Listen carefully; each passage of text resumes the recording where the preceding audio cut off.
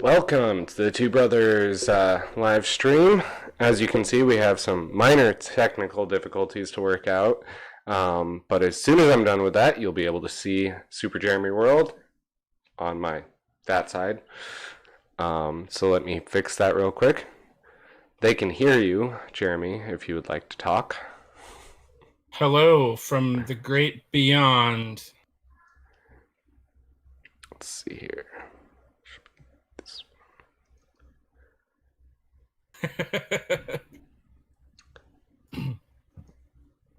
All right, they can see our Discord chat. That's cool. Yeah, they can see the Discord chat. Oh, I kind of got it. I got half of you. Oh, okay. There. You're a little big. Are we? You're a little big, but yeah, I've got you. Fixing it. Do I need to just do this? No, I just made you. I just made you really big. You're fine. All right.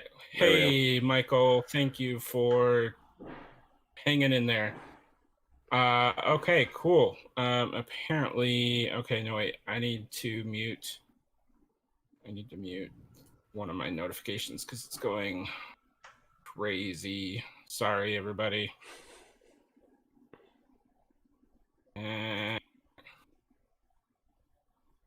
How do I do that? Okay, BluesTech, help me out with a tech thing. I just need to mute notifications across all of Discord very quickly. Okay, so in Discord, you just look at the very bottom of the screen where it's got your name, click on it, and click Do Not Disturb. Click my name. Okay, it says copied. Oh, you click the number. Click the name. Or, no, click the icon. Sorry, click the icon. The icon, there my bad. Go. And then click Do Not Disturb.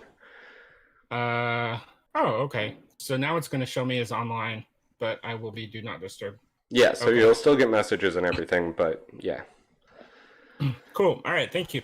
Hey, we got Mike and Michael. Got the two mics in the house. All right, so let's officially get to the welcome. Welcome to Two Brothers Retro Games and Tech Podcast. We have BluesTech and Super Jeremy World this week from the same state, but not the same room. Right, because if you missed it last week, we were in the same room. And shame on you for missing it if you did. Although we were admittedly an hour early, so I know we had at least Travis. Travis tried to pop in and ended up watching afterward. And it was our first in-person broadcast. I think that either of us have done with another person. True. Yes. Just between me and my multiple friends in my head. Yes, almost caused a special time warp. Yeah, so we solved the time warp issue. Aaron is now broadcasting from his city, and I am in mine, and we are at a safe distance once again. Pshaw. It's fine. So, what have you played this week? And this accounts for the chat too. Let us know what you've been playing video game wise this week. Aaron, I know last week you were moving. You've now been settled for a week, so I assume you've gotten to some gaming. Settled is a strong word, but yeah. Let's see. I played some Burnout Paradise on the Xbox One with Alphonse, and I played some Assassin's Creed. The first one. Which one? The first one. Oh, the first one. Yep. Nice. Little Altair. Yeah, I don't miss the first one. So how does it hold up? It's patronizing at best. That's my elaborate on that. I feel like, okay, so back when it came out, it was good. It was the age of the tutorial. Everything, you had your hand held through absolutely every game back then. That's just how it was. Today, I find that highly annoying. Like, every single step of the way, you've got like a 5-minute cut screen to do something, and that is, it's absurd. And you can't even skip them. Like, I've played the game at least 5 times. I should be able to skip them if I want to, and you can't skip any of the dialogue, any of the nothing. Yeah, I'd agree with that. I feel like they should let you, even if it's your first playthrough, if you want to skip cutscenes, I think you should be able to. I mean, aside from that, it's an okay game. I mean, some things I still think are a little clunky, just like I did when I first played it. Like, the as soon as your sword impacts another sword, you're supposed to hit X again, and you'll do a special move. Yeah, right. Yeah, okay, maybe on accident, but never on purpose. It's practically impossible. It's redunculous. But that being said, it is still a fun game. The only reason I'm playing it right now is because Alphonse seems to be fairly obsessed with it. So he watches me play it for like half hour, 45 minutes a day. So I my favorite games in that series are Black Flag and Assassin's Creed 3 when you're doing the American Revolution. And I know that's not a popular opinion. A lot of folks really like the Assassin's Creed 2 and the Ezio trilogy, which I absolutely loved when I played it. But after I played the battle system that they used in AC3 and Black Flag, I went back to play some Ezio, and it felt like drudgery. Like I had to hit every enemy like 15 times to get them to die. And it was so frustrating. I couldn't go back and play the AC2 or that trilogy. I just couldn't do it. Yeah, that's how I'm starting to feel about a lot of 2000s to late 2000s games. Gameplay was not the strong suit for a lot of mainstream games back then compared to now. But besides playing those, I've been doing a lot of reading. What? Like what? Like, oh yeah, you can't see me, right? It's the D&D Player's Handbook that I'm holding up. Oh, nice. Yeah, sorry, I'm on a delay. Yeah. So well, cool. So have you been into character creation this week? Yeah, I fully created my first character, and I think that the character is about 99% there. I don't think I missed anything. I'm going to have my expert go over it at some point. Okay. But now, have you now, did you say you played in the past? It was a really long time ago, and let's be honest, that was during a certain section of my life where I was not what we call coherent. So I don't even remember it. I just remember that it happened. Okay. So just briefly tell me about your character. Race, class, what you got? Okay, so this is going to be funny because I'm going to say I am a female. I'm a female wood elf, and I am my background is criminal, and my whatever it's called is hired killer / assassin. That's more or less it. Cool. It's interesting that you went wood elf because my first character is also a wood elf. I made a wood elf cleric with an acolyte background, and his name's Adris. Anyway, and I haven't settled on my domain. I'm kind of deciding between light and life domain. Just for this campaign, but we'll see where we go. But yeah, interesting. We both went wood elf. I'll catch up on the chat. We had a couple. Michael Garvey says he's been playing Mark of Cry and Wild Arms 3, or is that Mark of Cree? I don't know. Mark of Cree and Wild Arms 3 rhymes. And then Mike from Next Level Gaming has been playing Ghost of Tsushima, which I've heard the name thrown about a lot, but I haven't seen the gameplay. So I'm curious about that one. But if Mike's playing it every day, it must be good. Okay, so I put my little character sheet up on the screen that I've created because I couldn't just do a written character sheet for my D&D character because I can barely read my own handwriting. So I decided to take it a step further. So I spent 6 hours rendering a model of a character that I created, and then I spent another like 3 to 4 setting up basically a trading card style thing for her. So it is now on the screen, and it is my yep. It's cool. Cool. Yeah, and if you ever need a resource for setting up a character sheet, you can use D&D Beyond. I've heard good You can things. do a digital one through there as well. But cool. And Michael says BluesTech is hot. So I'm very hot, thank you. Thank you. But there's the full front and back card. Cooler, but much cooler since you left Florida, because you left Florida in, July, August. Apparently, I brought the heat with me, or so I've been told, because apparently for the week and a half or 2 weeks that I've been here, it has been the hottest it's been for the year. So, wow. Yeah.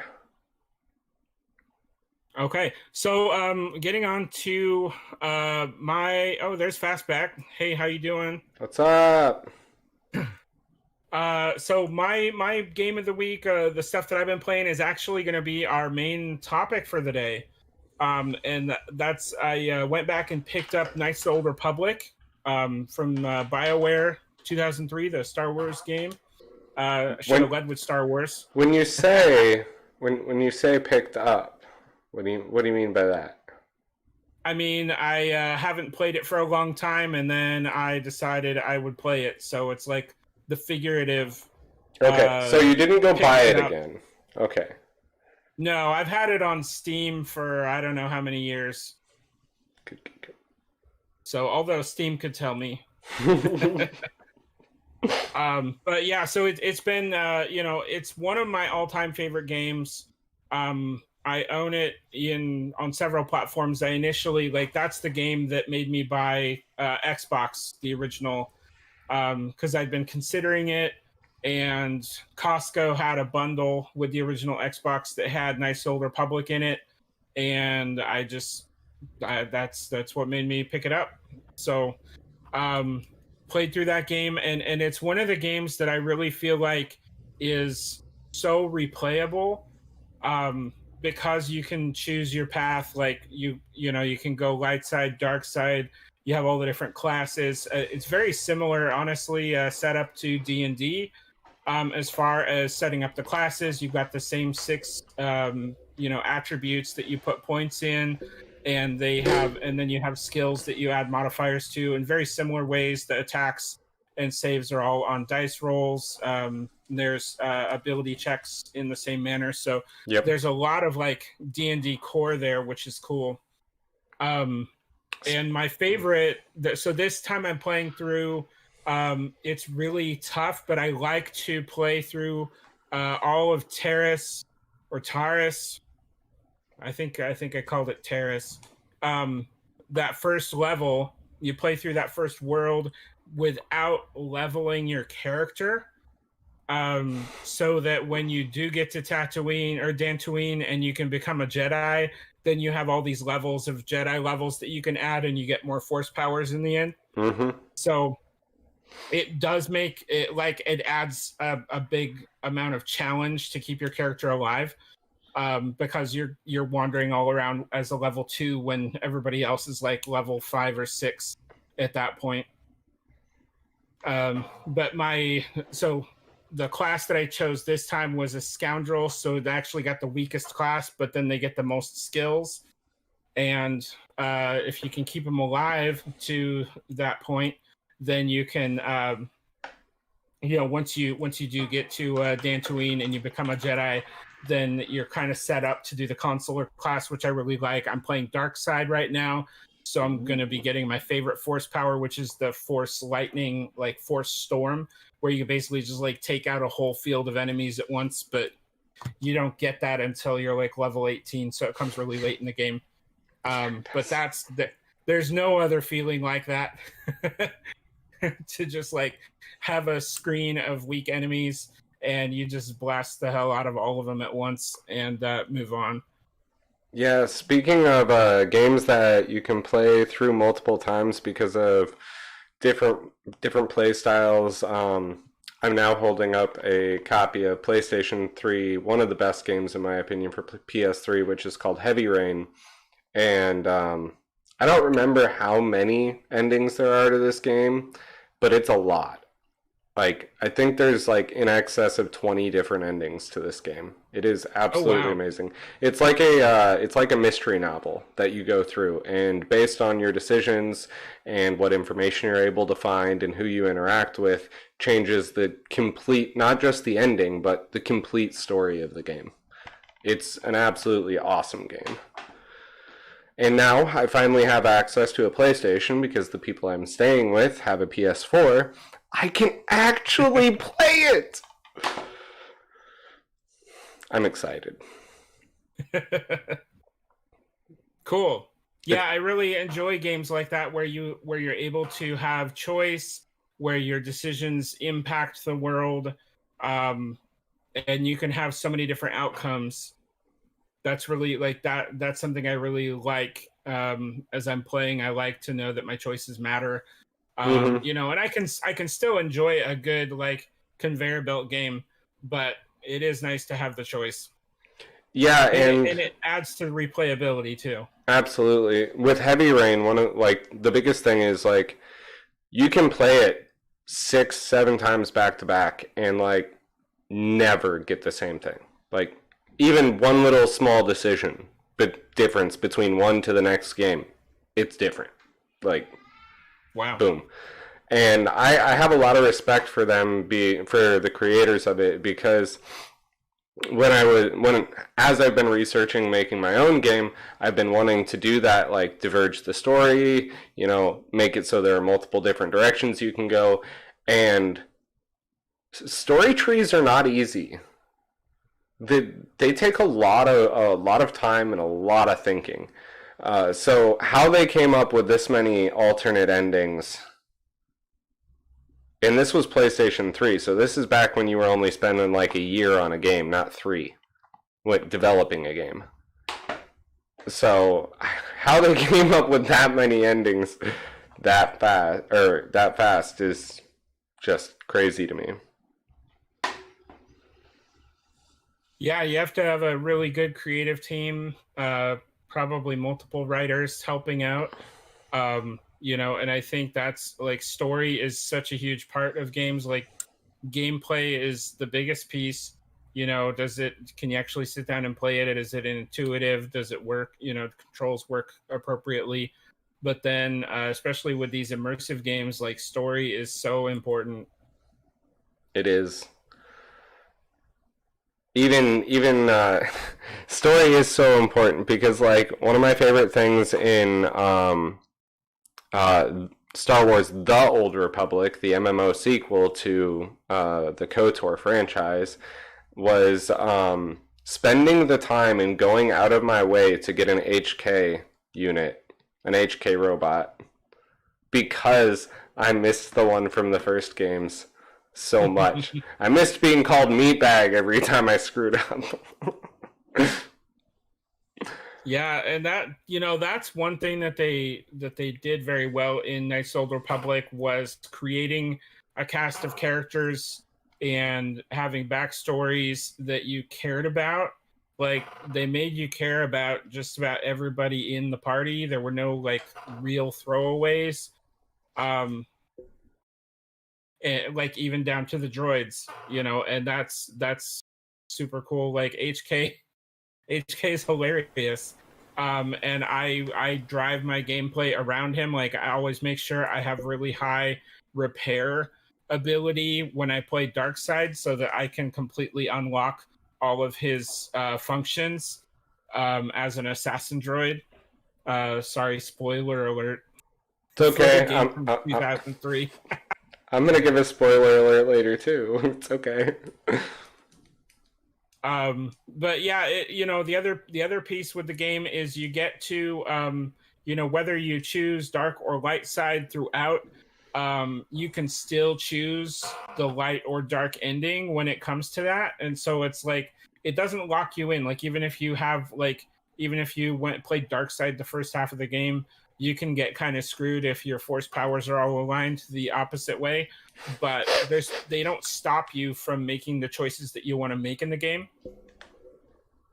And I appreciate that about it.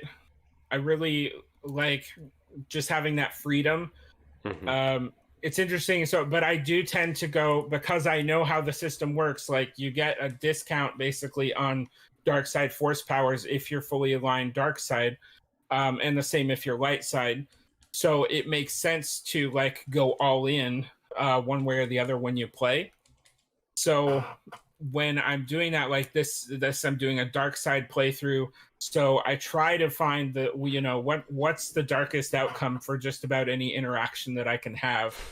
And I find it funny because generally I'm a good guy in real life. You're seeking balance by doing the opposite in your imaginary life. It's just you're seeking balance with the Force. But what's funny is like when I'm in the game and I'm making these terrible choices, like if I try to make sure that my party is all dark side, so that because I'll feel badly when I get like Karth or Bastila like telling me, "Oh, you shouldn't do that. You're a terrible person. Why would you do that? Why would you say that?" And it just like I can't take it. I can't take the pressure of making a bad choice in the game and having the other characters berate me for making a bad choice. So it's just funny to play that through. Yeah, they kept most of that for the MMO as well, because you still have your light side and your dark side choices, and there's a setting where you can have the little, the red and black icon pop up on one and the blue and white icon pop up on the other.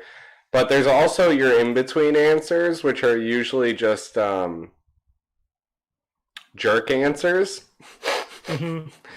I love being a jerk. Once you max out your affinity one way or the other, I love just being a straight jerk all the time in the game. It's great.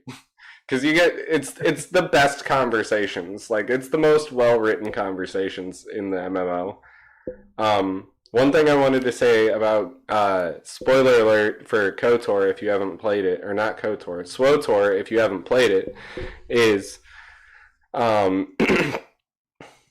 you're fine, Jeremy. Stop it. It's not that big of a spoiler. It's a little spoiler.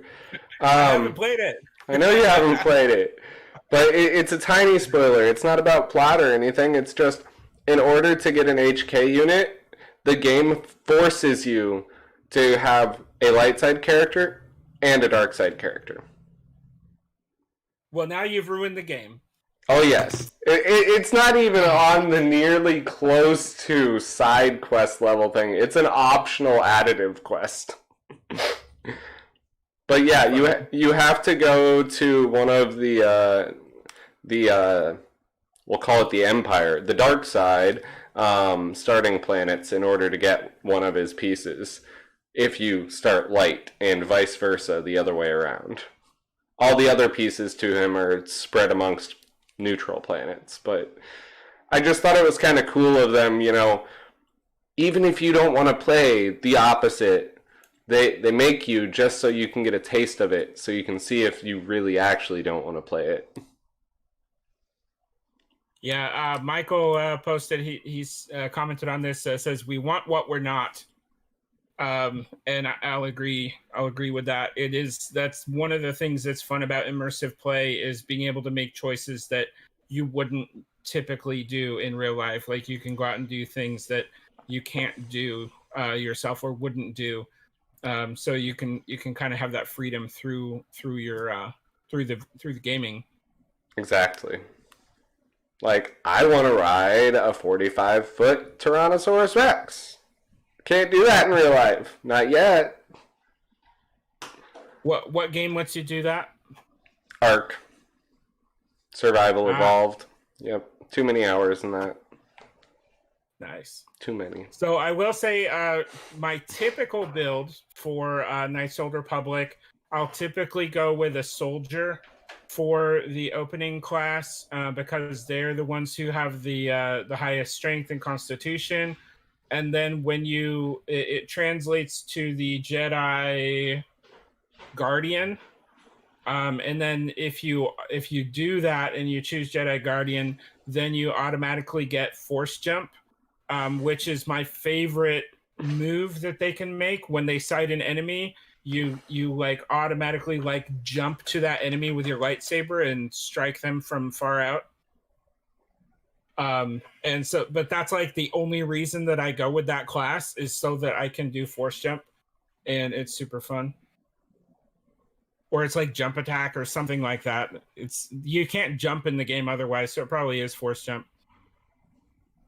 I don't remember.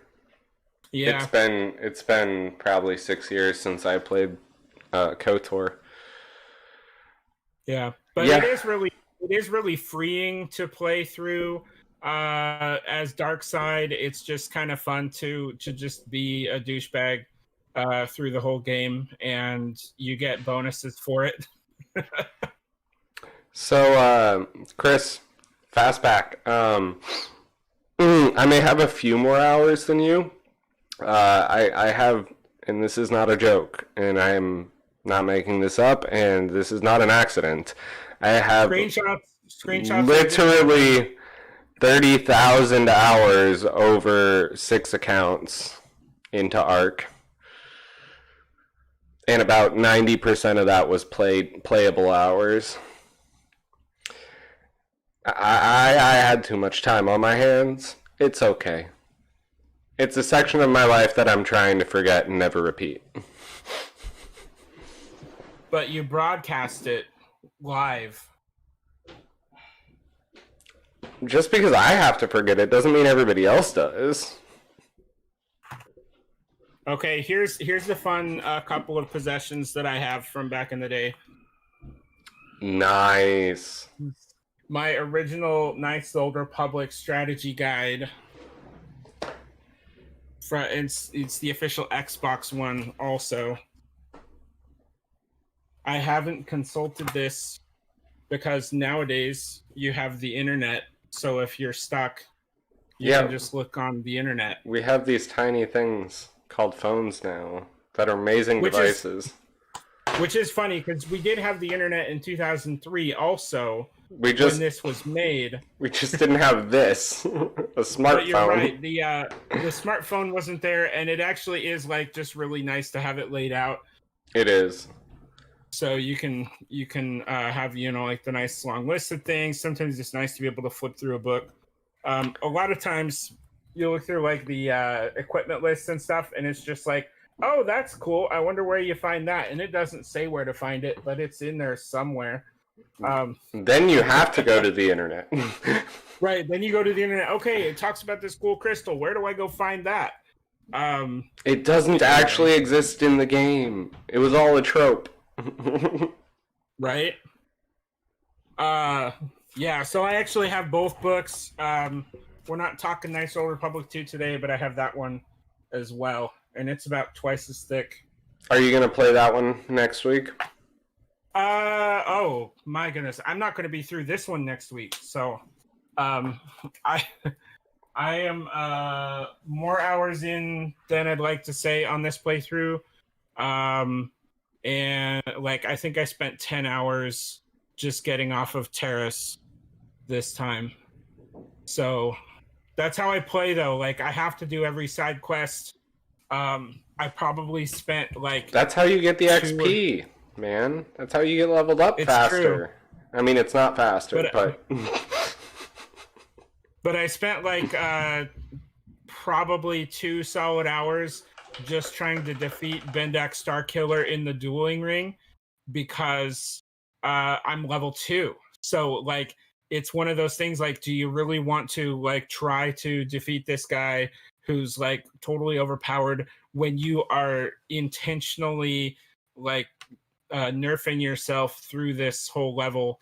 So it was a challenge, and I ended up having to do some really well timed save states to get it done. Well, when you start to, let me know and I'll start it at the same time.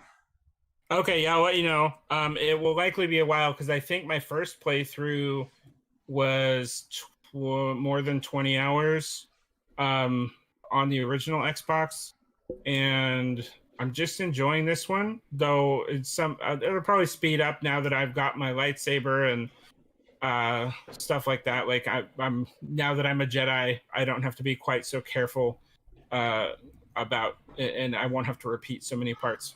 So I should get there. I have something that I have not purchased yet, but I have purchased. The agreement has been made to purchase said object. I bought an original Xbox from someone in chat. From someone in chat? Who is it? Yes. It was our local resident troll.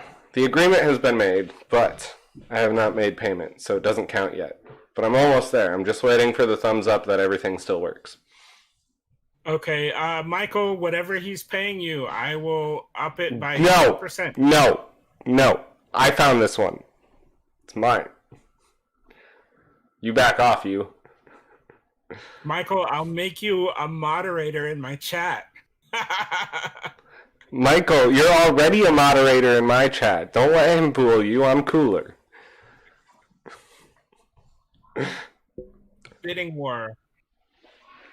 But yeah, so I will have the Xbox, and funny thing is, I think I literally just... Oh, there you go. He has 2. Look at that. He has 2. I think I literally just threw out my only Xbox original game that I owned. Oh no, I had 2. I've got one left. I have Intellivision Lives. Nice. Yes, I have that. But I threw out the original copy of Mech Assault that was cracked down the middle. But that was one of the first games I had ever bought for the original Xbox. So I'm gonna have to go back and I'm gonna have to find some garage sales and get me some original Xbox games for $1 a piece. Okay, quick trivia question for you and the chat. This is Super Jeremy Trivia. What was the Xbox game, the original Xbox game, that I held on to the longest, which was more than 10 years after selling my original Xbox? And it was not playable on any future systems. It does include accessories. Not currently. Oh, I know it. As soon as you said that, I knew it. Yeah, we'll give the chat just a second to catch up. So it's an original Xbox game. It was not compatible with any future Xboxes, which is dumb. Which is absolutely trash. I bought it after I stayed with you guys, and I had my Xbox. When I got home, I bought my own copy of it. It is not Time Sweeper. And it's not Super Mario Brothers or Potato Chips. Eddie, Knights of the Old Republic didn't have its own hardware that I know of. That's true. Well, yeah, so I did mention, so it does have an accessory that's required to play the game. Well, actually, I think that they did come out with a lightsaber controller for like one of the special editions for Knights of the Old Republic. I vaguely remember that. I don't remember that at all. I'm gonna have to Google it now. I'm gonna let you. So what was the game? It's Karaoke Revolution. That is accurate. Karaoke Revolution and Karaoke Revolution 2, and those games were amazing. They came out. I believe it was just before or possibly the similar time to Guitar Hero. We had we had Guitar Hero. Was Guitar Hero only on 360 and later? Yeah, Guitar Hero was 360 or later. Well, I mean, it was on the Okay. PS2 as well, but that doesn't really count because Okay. Yeah. PS2 preceded everything. But no, I don't believe that Guitar Hero was out when Karaoke Revolution was. Karaoke Revolution definitely came first. But yeah, that kind of started us off. So it's like if you had Rock Band, but you're just doing the singing part, and you could have two vocalists at the same time. And it was just so much fun. They had a lot of great pop songs from like when we were teenagers. Like the end of the Pop world. and rock. Yeah, yeah, yeah. Um, and so it's just a heck of a ton of fun. And then ended up buying, like, because of that we bought into Guitar Hero, and then we bought into Rock Band. But I was just waiting. I was like, there's no way they don't make Karaoke Revolution backwards compatible on the Xbox 360, and they never did. And then I got my Xbox One, and finally I was just like, okay, they're never gonna do it, so I sold them. uh I guess I'm wrong, but I swore there was a controller for some console that was in the shape of an X or in the shape of a lightsaber. was it the Wii? I don't remember, but I just Google searched it and could not find anything, so I guess I'm remembering an alternate reality or something. All good. All right. So the question of the week. So interact and chat. Want to know what is? So it's kind of similar to mine, except my full answer is probably different. It actually is different from that Karaoke Revolution game. It's what game have you owned for the longest time, and it must be physical media. For the lot. That's. I would think that the game that I've owned the longest, that I have the physical media for, it would either be, because I don't remember when each was made, but it would either be Jedi Knight Dark Forces 2 or Warcraft 3. I think Dark Forces 2. Yeah, no, Dark Forces 2 came out way before Warcraft 3. So yeah, it would be Dark Forces 2. That's And my. when did that come out? I'll Google it, but it was early. I've misplaced my Playboy. No, Game Boy games. Sorry, Anthium. I thought you said Playboy, but you Wow. Freudian slip? yes, 1997. Anthium misplaced his Playboy games. It would have to be one of his Sega games. Yeah, sorry. I didn't know Playboy made a console. I'm suddenly I know intrigued. they did make a game on Xbox, didn't they? They've collaborated on a few games. Because I was gonna say, I think I remember seeing the bunny logo on an Xbox game. Um, but yeah, so let's see. Eddie has his original 1990 Final Fantasy physical copy, complete with maps and guidebook. That is amazing. I would have to. Can I guess yours? You haven't said yours, right? That's true. I have not said mine. Okay, so did it have to be in your possession the whole time, or could it be in family possession for the whole time? I'll claim family possession. It's gotta either be some Nintendo games or in television games. It's one of those two. You are correct. So it's not in television because I in fact do not own any of our original in television games. Those are all still with Dad. That's cool. But I have repurchased most of our childhood collection of in television games. So that's like I've just kind of gone out and hunted for those games that we had. But my longest game, which does include it, it's just from our original Nintendo growing up. So we got that around 1990, 91, probably, when it was real cheap after the Super Nintendo came out. Um, So we had I've got a few that we had pretty close to launch. Well, not launch, but from our own launch. So just some of the original games: Super Mario Brothers, Super Mario 3, Legend of Zelda, Zelda 2, Adventures of Link. Those are all games, and I actually have to just claim the same length of time on those. But I've had them all now for nearly 30 years. So, what about TMNT or TMNT2? TMNT2 would be slightly later. So TMNT2 came. I got that for like a birthday in 4th grade, which would have been a couple years after we got the Nintendo. So, and I think the original Ninja Turtles was not an original. It wasn't like something we had right away on it. Right. Yeah, I'm pretty certain.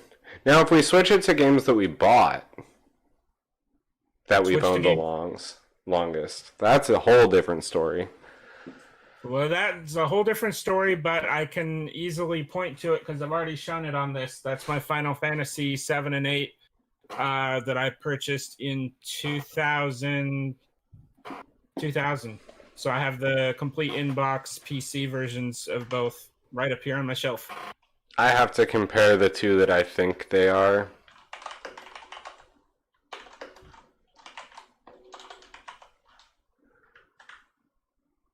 Let's see. They're just up on the shelf sideways, just above the Harry Potter books there, 8 and 7. And I agree with you, Michael. 8's better. That's just my opinion, but it's mine, and it's right.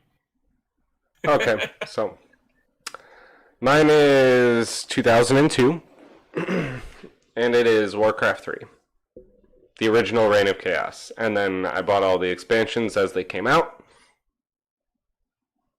Love Warcraft 3. Big fan. Haven't played the remastered version, and frankly, I don't intend to, because you can't mess with perfection and do it right. Yeah, it may take a while for me to consider playing Final Fantasy VII Remaster. I'm not a fan of the money grab of breaking it up into multiple games. It might be great, but I'm not a fan of companies doing that crap. This is simple. Just wait until all of them are released, and then wait 6 more months, and then go to GameStop if they're still around, big if, and buy them all used for like $10 total. Easy. Yeah. Done. Have you seen how Final Fantasy titles go over time? So buy them when they do their stupid any used game, buy 2 used games, get 2 free. Do one of those. Yeah, do one of those. I will say, so just while we're on the topic, if you ever, so GameStop is not my favorite company in the world, but I will go to them when they're having this sale. They do a progressive sale on used games where if you buy 2, it's 20% off, 3, it's 30. They go all the way up to buying 5 games at 50% off. And you can make a killing if you search their Nintendo, Super Nintendo, Genesis titles. You can get original Game Boy Color, Game Boy Advance. Search those, and when you see that sale, you're gonna make a killing. So, and you don't have to stop at 5. One time I went up to 11 because it was the first time I saw the sale, and I thought when you get up to 5, like then I would have to just like cut down my cart down to 5.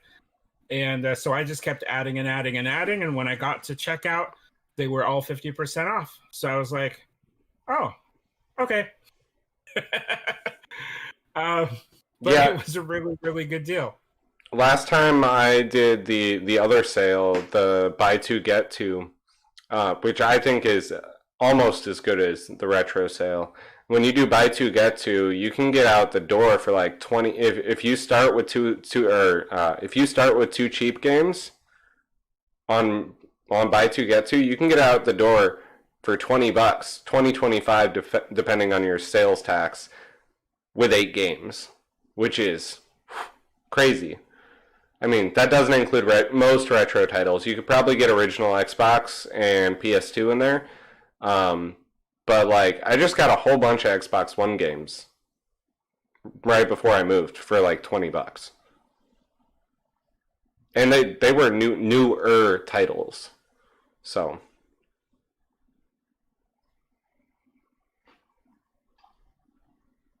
now, Aaron, I want to hear from you on Knights Old Republic, because I know back when you were a teenager spending time at our house, you played it then, and I'm sure you played it since. So talk to me about like your thoughts on the game and your memories of playing that original. well, after I played it at your place, I went home after, I bought an Xbox while I was out there because, mom and dad wouldn't let me bought an Xbox at home. So that summer was great because I bought an Xbox, I bought a katana, I bought a guitar, all things I would not have been allowed to buy at home. And then when I got home... you got home, was that story like, well, Jeremy let me? That was put it in my bedroom and they didn't see any of it. And by the time they did, it had been so long, I was just like, I've had that for like 6 months. It's fine. Funny. You can continue. I actually still have my katana. It's in the trailer. And I had the guitar up until I moved to Florida, and I gave it to Sean and Amber Sean. So yeah. Anyways, when I got home after spending the summer with you guys, I bought the game. The only game, in fact, that I didn't buy that I played while I was at your house was Advent Rising, and it was only because I couldn't find a copy of it. Because Advent Rising, KOTOR, and Halo were the games that sold Xbox to me. It was those 3. And I'm really disappointed there's no Advent 2. Hey, I don't know if you knew this, Sean, since you brought him up, Sean was my best friend in 3rd grade.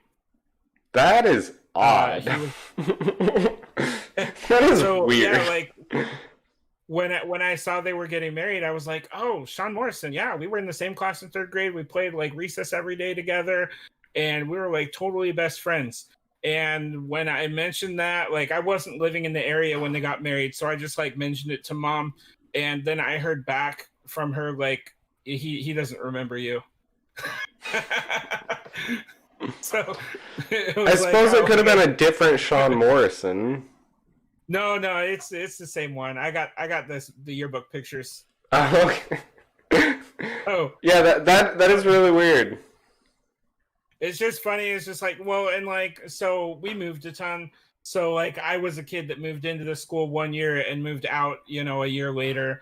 So it's really, really easy to like forget that 1 year out of your whole, time. But it's just funny. Like, I don't remember people's names from 3rd grade, so. No, well, I don't remember that many, but I remember my best friend. I didn't make best friends, so not till high school. Well, apparently I didn't either, so. Apparently. So with KOTOR, I don't know. I haven't played it in so long that I barely remember the game. Like, I remember the gameplay, and like my initial impression of KOTOR was super negative, super duper negative. Because like I was fresh off of playing games. I was fresh off of playing the Jedi Knight series, and I assumed, along with most of the rest of the world, that KOTOR was going to be a first or third person Jedi Knight game. Jedi Knight style game with RPG elements. That's what we thought it, at least I and everyone else I've ever talked to about this, has thought it was going to be. And then when it turned out to be turn-based, asterisks, turn-based RPG, I was not thrilled. That was my first impression of the game back in the day. Once you get over that, KOTOR has one of the best storylines of any game ever written. No, I'll even take that a step further. KOTOR has one of the best storylines ever written, period. Movie, book, game, everything. Yeah, and it was heavy on the RPG. And now that you mention that, I remember feeling disillusioned by it because, as I said, when I saw that game was attached to the system at Costco in the bundle, that's what made me buy the Xbox and buy into it. And I bought that, and I bought a couple other games, and Star Wars was the first one I put in. And you get on like that opening scene, and you get to the first battle, and I was like, "Oh, this is weird. Why is it doing it that way? I just want to like battle with people and like whip out the lightsaber and take care of business." That being said, that being said, it did allow them to do certain things. Like the game looked amazing at the time. Like when KOTOR first came out, it was probably one of the best looking games in my opinion. It was incredible for its time. And that's because they did it in RPG. I'm going to say stop motion. It's not stop motion, but they did it in turn-based RPG mode, which from a tech side of things takes an entire load off of your hardware. So you can devote more resources to other things instead of having it be live gameplay, live, go at it. That's why a lot of games like Civilization could not be played even on modern hardware. Like Civ 4, Civ 5 could not be played on modern hardware if it was real time. It would be 100% impossible. Yeah, and so what happened initially is I fired it up. I played it for literally a few minutes, and then I put it away for a long time. And I played like NCAA football and couple other games. I probably picked up Fable. Like Fable is one I played a lot. And then I went back to Knights of the Old Republic later. And now knowing what the system was, I played through it and really enjoyed it. And then it became one of my all-time favorite games. But it's just one of those funny stories where, yeah, my favorite game, I put it down and almost didn't go back. Was Fable a launch title?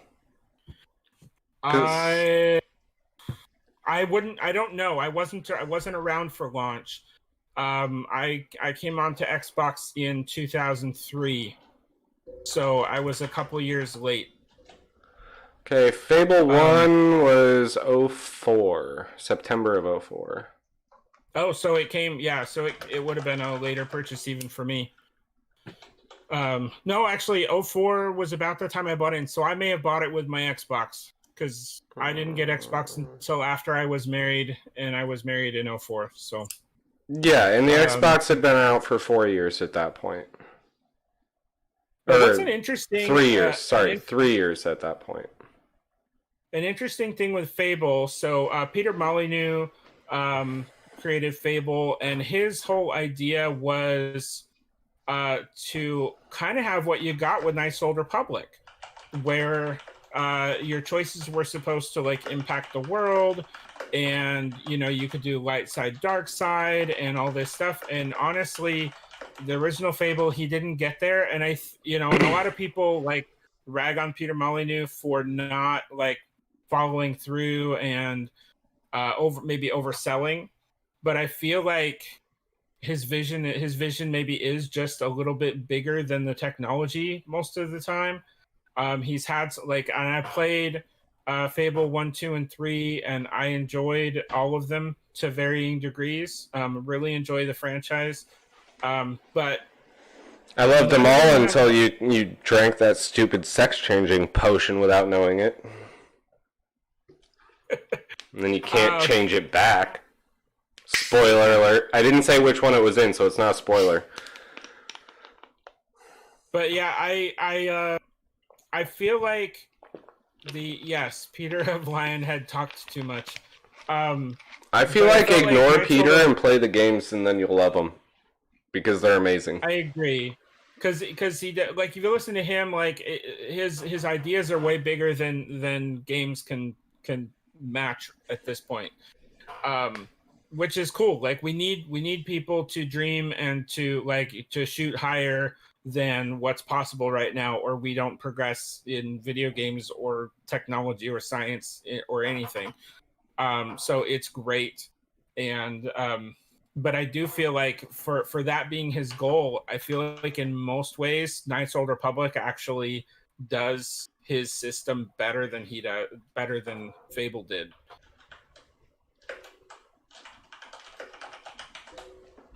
I'm looking up the the original Xbox launch titles to see what they are, because I'm curious what actually came. North American launch, we had 4x4 Evo 2, Air Force Delta Storm, Arctic Thunder, Cell Damage, Dark Summit, Dead or Alive 3, Fusion Frenzy, Halo Combat Evolved, Mad Dash Racing, Madden NFL 2002, NASCAR 2002, NASCAR Alternate NASCAR Game 2002, NHL Hits 2002, Oddworld, Project Gotham Racing, Shrek Test Drive Off-Road, and Tony Hawk's Pro Skater 2X and Trans World Surf were the American launch titles. Not a whole lot of good games in that lineup. If you ever want to go down, I enjoyed Project Gotham Racing. That was one that I got with my. I think it might have been bundled in that Costco bundle. I mean, but yeah, that's the only one for me that was really memorable. I never really got into original Halo. I played Halo 2 and really enjoyed that. Did you play Halo Anniversary? No. Oh man. Halo 2 is literally the only Halo game I ever played. Okay. I am here now. We will get together. I will not give you my Xbox login, and you will not download the Master Chief Collection where you can play all of them on modern graphics. No, that will not happen. Okay.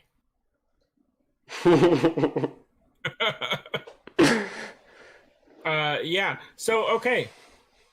That's it's actually interesting to go through what were those launch titles. I think maybe we need an Xbox. We probably need an OG Xbox episode one of these days.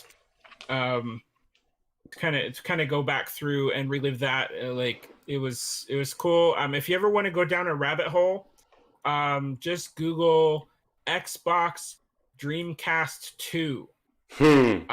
That's a good one. That's a really fun rabbit hole to go down. There's some conspiracy theorists out there who say, what do you mean we didn't get the Dreamcast 2? It was the Xbox. And they've got some compelling arguments for it. So have some fun with that. I'm going to leave you with that. Let's go on to what you got coming up on your channel. Do you have anything coming up on your channel? Nothing scheduled. Besides, no, that's a lie. I've got Tech Warped. With Mike. Mike, what day is Tech Warped on? Tell me in the next 8 seconds when you actually hear this. Because I think it's Thursday. It's the same day as the NLG stream. Yeah, it's Thursday. It's Thursday. Okay. Yeah, so I've got that on Thursday.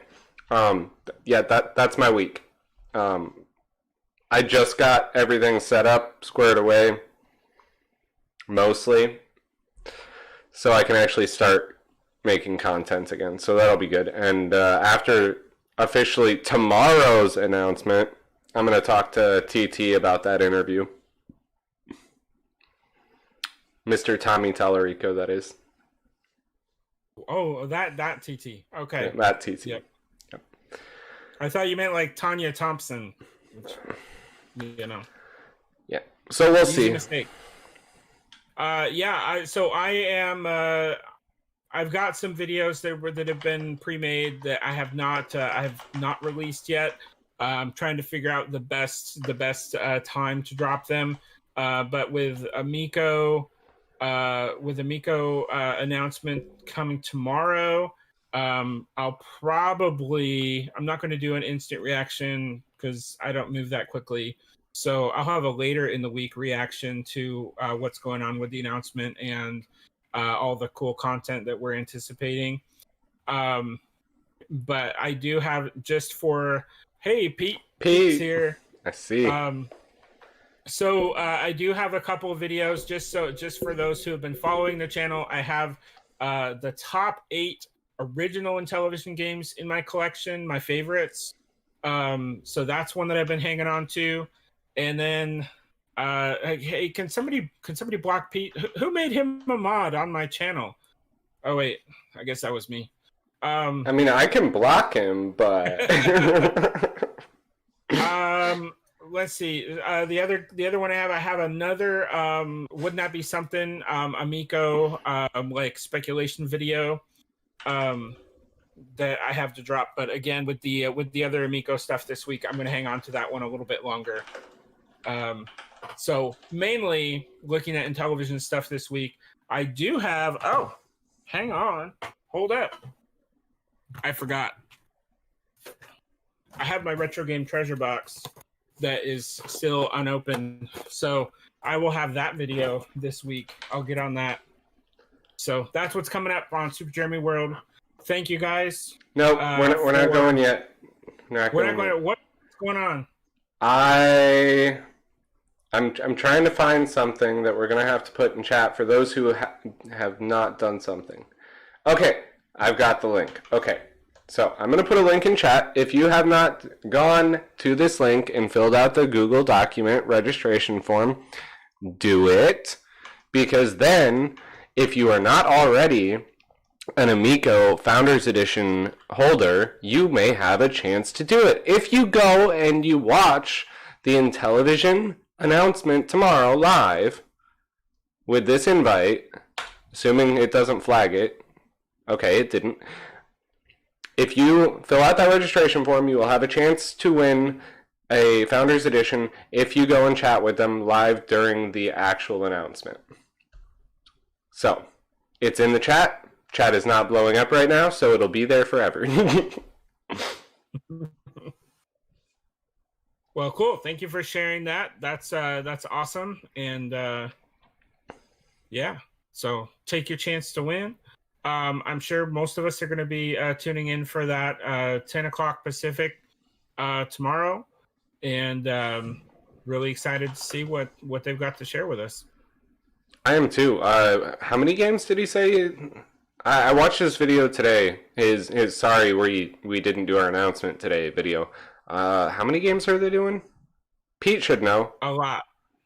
Pete may know more than he's allowed to say. Well, so no, I know there's going to be a lot. He said, Tommy said on 20 new games never shown yet. Okay, says Eddie Blue. Did he say that out there? Cool. Well, yeah, he said in the video how many games they were going to show, and it was a big number. So 20 is a lot. Yeah, that is a lot. So that's super cool. I hope there's gameplay for those. A list would be cool, but gameplay would be awesome. Oh, and if you don't already have the Amico Club app, there's been an update to it. And now it's the full first level of Moon Patrol. So if you haven't played all the way through, go for it. All right. So any parting thoughts, Aaron? No. Nope. No parting thoughts. Cool. Me and Miko shilling is all mine. Why did I give everybody else the link that gives them a chance to win the Founders Edition? I'm not a founder yet. I should have kept my mouth shut. That's my final thoughts. I should have kept my mouth shut. Well, you're just, you're just slipping in your old age. You getting some goodwill out there. I try. So, all right. Well, thanks guys for tuning in. We're gonna wrap up, and we'll see you next week. But I'm sure that in between times we'll see each other around the Amico campfire. So take care, and we'll see you next time. Have a good night, guys.